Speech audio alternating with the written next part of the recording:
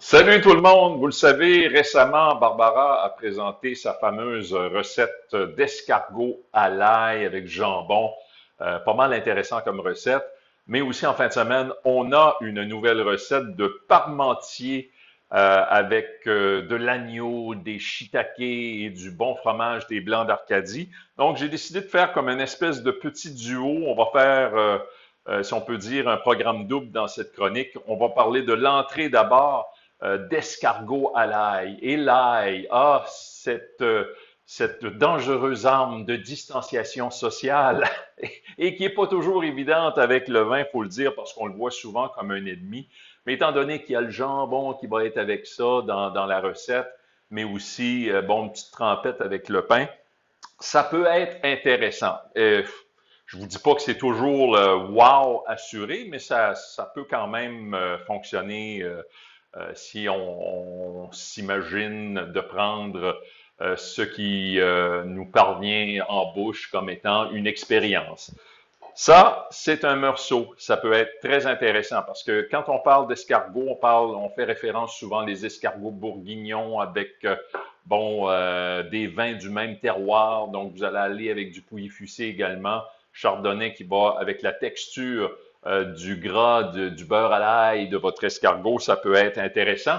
Sinon, on pourra y aller aussi avec un macon, un bourgogne à ligoter. Souvent, on oublie, on néglige le Bourgogne à ligoter, qui quand même a été pendant longtemps un vin très populaire. Là, je me rappelle chez mes parents, ça faisait partie là, du folklore. Euh, Sinon, on peut aller du côté de la Loire. La Loire, Sauvignon blanc, Sancerre, par exemple, qui est une belle appellation que j'adore et que j'affectionne, donc ça peut être intéressant.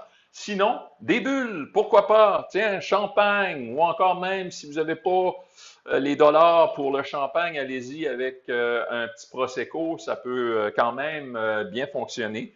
Et en rouge, ben moi j'ai quelques préférences, évidemment.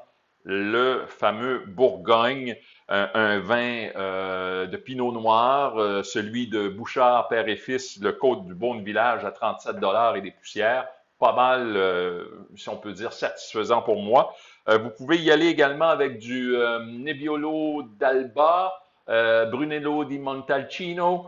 Ça peut être aussi des options ou le Grenache d'Espagne qui fera probablement un accord aussi respectable. C'est le moment du pâté chinois, style petite vie, mais pimpé. Donc, Papa sera aux anges de savoir que maman a changé un petit peu la recette. Hein? Ouais, ce ne sera pas steak, blé une patate, mais là, ça va être vraiment agneau. Et on rajoute les shiitake, le fromage, des blancs d'Arcadie, les patates, bien sûr. Et là-dessus, je pense qu'on peut pencher pour le côté de la texture, de la voluptuosité que ça va apporter, ce pâté chinois-là, un petit peu pimpé. Avec des vins rouges comme Côte-du-Rhône, on peut aller dans certains terroirs du Rhône également, comme Vaqueras ou le Gigondas de M. Chapoutier, qui est pas mal également. Sinon, des crus de Beaujolais, un bon Morgon, des Chénasses, on peut y aller aussi avec du Moulin à vent. Ça aussi, ça peut être pas mal succulent. Moi, j'aime bien aussi Saint-Émilion, un vin de 7 à 10 ans d'âge. Ça peut être intéressant avec ce parmentier-là. Sinon, ben, si vous êtes un peu californien, Nouveau Monde, ben, le Zinfandel peut très, très bien s'accommoder également de ce style de pâté chinois-là.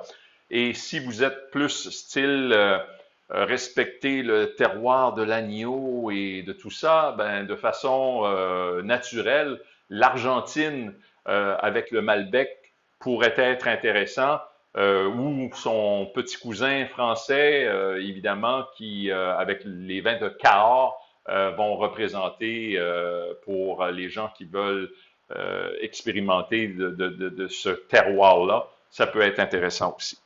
On aura une dernière chronique, je vous l'annonce, pour la fin d'année avec les accords des recettes d'épicuriennes acadiennes. Barbara qui va nous présenter un petit dessert et à ce moment-là, je viendrai vous parler également d'un vin potentiel pour marier avec sa recette. N'oubliez pas de consulter l'Acadie Nouvelle en ligne avec le top 100 Griffin qui est toujours disponible. Les vins qui m'ont donné des coups de cœur en 2020, sous la barre des 50 est disponible chez Alcool Nouveau-Brunswick. Et là-dessus, ben, je vous souhaite de joyeuses fêtes.